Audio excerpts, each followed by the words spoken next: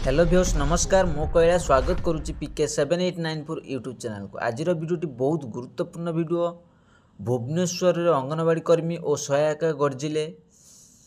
चलतु पूरा खबर जाना। पूरा खबर जाना पूर्व वीडियोटी भल लगे लाइक शेयर सब्सक्राइब करेंगे। पाखर बेल आइकन दबाई ऑल नोटिफिकेशन ऑन करेंगे जहाँफल नुआ नुआ वीडियो पाइपर।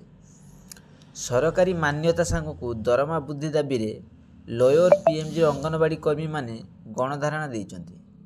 हजार हजार अंगनवाड़ी कर्मी सहायिका एकाठी होइचंती। सेमाने बहिष्कार होइतिबा कर्मी को पुनः नियुक्ति लागी कि दाबी करिचंती।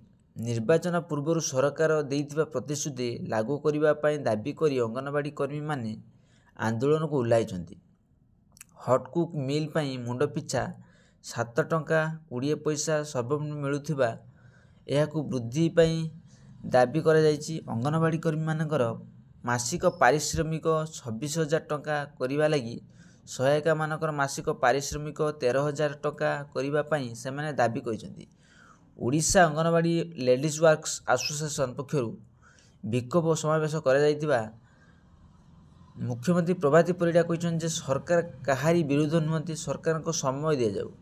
सरकार को समय दिया जाऊ।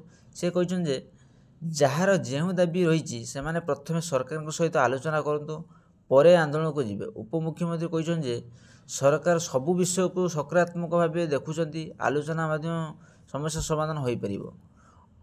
धारणा रे कर्मी और सहायिका माने कहिसंत जे सरकार को ऊपर सेमानकर आशा और भरोसा रही। आशा करी वीडियोटी भल लगे लाइक से सब्सक्राइब करेंगे और बेल आइकन दबाइबे।